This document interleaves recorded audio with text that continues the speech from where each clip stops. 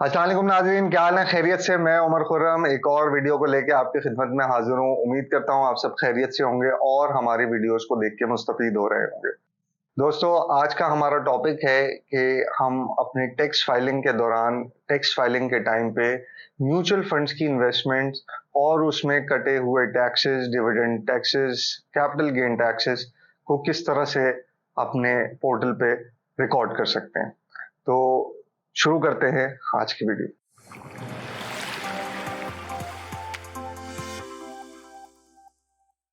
जी दोस्तों, आप में जो भी लोग म्यूचुअल फंड के इन्वेस्टर हैं, जिसमें कैपिटल गेन टैक्स की कोई एंट्री पास हुई भी है आपकी स्टेटमेंट्स पे, या कोई डिविडेंड मिला है आपको आपकी इन्वेस्टमेंट के अगेंस्ट में जिस पे कुछ टैक्स भी कटा है, तो हमारे पास अक्सर ये क्वेरीज होती हैं कि इसको रिपोर्ट और रिकॉर्ड कैसे करना है।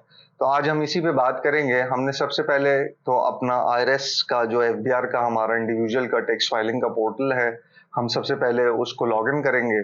फॉर एग्जाम्पल, अगर आप अभी टैक्स फाइल करने जा रहे हैं पहली दफा से मेरा मुराद यह है कि इस साल के लिए अभी आप टैक्स फाइलिंग स्टार्ट कर रहे हैं, तो आप अपने लिए इस साल का उसका ड्राफ्ट डॉक्यूमेंट है वो एक्सेस करेंगे।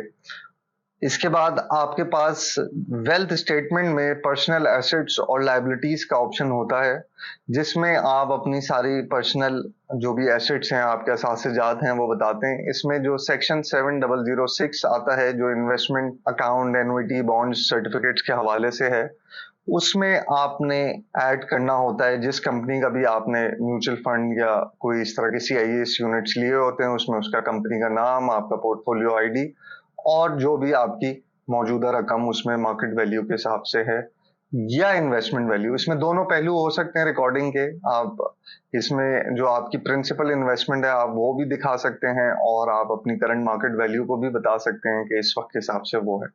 तो सिर्फ रिकॉर्डिंग का पार्ट जो है वो यहाँ पे पूरा हो जाता है। इसके अलावा जो टैक्सेस वाली चीज है वो आती है आपके पास टैक्स चार्जेबल और पेमेंट्स में, जिसमें अगर आपने किसी पेंशन फंड में कोई इन्वेस्टमेंट की हुई है तो उसका टैक्स क्रेडिट भी आप ले सकते हैं, जो कि tax credit contribution to approve pension fund under section 63 आता है। उसमें आपने जो पूरे साल में पेंशन फंड में इन्वेस्टमेंट की है, आप वो रिकॉर्ड करके जैसे ही सेव करेंगे तो ये आपको खुद बता देगा कि आपका इसमें कितना क्रेडिट बनता है। इसके बाद final fix minimum average reduce tax वाला जो टैक्स चार्जेबल और पेमेंट्स का सेक्शन है, उसमें आप आ जाते हैं तो आपके पास यहाँ पे ऑप्शंस होते हैं मुख्तलिफ, जिसमें एक डिविडेंड अंडर सेक्शन 150 आता है, जो कि म्यूचुअल फंड में आपने किसी भी प्रोडक्ट में अगर कोई डिविडेंड लिया है तो उसके अगेंस्ट में जो टैक्स कटा है, तो ये यहाँ पे रिपोर्ट होता है कि कितने अमाउंट का डिविडेंड मिला और अकॉर्डिंगली उसका जो टैक्स आपने दिया। और जब आप इसको प्लस सेव करेंगे तो वो भी बता देगा कि ये आपका टैक्स अमाउंट मैच हो गया है। ये 15% पिछले साल के हिसाब से आएगा।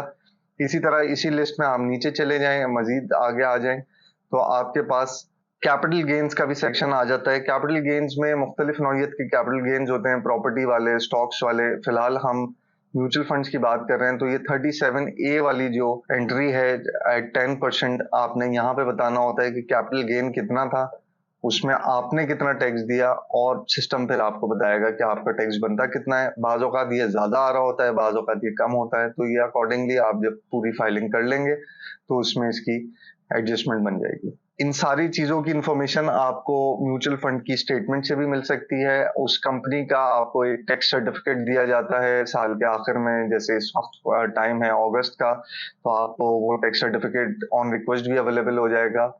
तीसरी चीज, ये जो कैपिटल गेन और डिविडेंड टैक्सेस वाली है, ये आपको एनसीसीपीएल की मार्फत एक और सर्टिफिकेट दिया जाता है, जिसमें आपका क्यूमुलेटिव एडजस्टमेंट हुई भी होती है कि अगर आपने म्यूचुअल फंड में भी पैसे रखे हुए हैं, स्टॉक ब्रोकरेज में भी लगाए हुए हैं, तो सबसे एडजस्टमेंट होने के बाद आपका नेट ऑफ प्रॉफिट या गेन कितना था और अकॉर्डिंगली उस पर टैक्स कितना कटा, तो आप उसी के तहत इसको फिल करते हैं। ये सर्टिफिकेट आपको आपकी म्यूचुअल फंड की कंपनी से भी मिल जाता है, या आप बराह रास्त एनसीसीपीएल को भी रिक्वेस्ट कर सकते हैं उनकी वेबसाइट पे या उनके ऑफिस जाके। तो दोस्तों, ये एक बेसिक सी इंफॉर्मेशन थी कि आप अपने टैक्स फाइलिंग में म्यूचुअल फंड्स के असासों को किस तरह से डिक्लेयर करते हैं और उसकी टैक्सेशन को किस तरह से दिखाते हैं।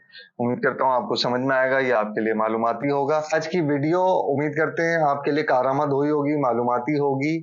हमारे पास अक्सर क्वेरीज आती हैं कि हमने म्यूचुअल फंड में इन्वेस्टमेंट की हुई है, उसके टैक्सेस भी कटे हुए हैं, उसको किस तरह से रिपोर्ट करना है, कहाँ दिखाना है। हमने बहुत आसान करके उसको आप तक प्रेजेंट करने की कोशिश की है। उम्मीद करते हैं आपके लिए ये चीज़ कारआमद होगी। इसको शेयर करना ना भूलें। फिल वक्त के लिए मुझे इजाज़त दीजिए। इंशाल्लाह अगली वीडियो में मज़ीद मालूमात के साथ हाजिर होंगे। अल्लाह हाफ़िज़।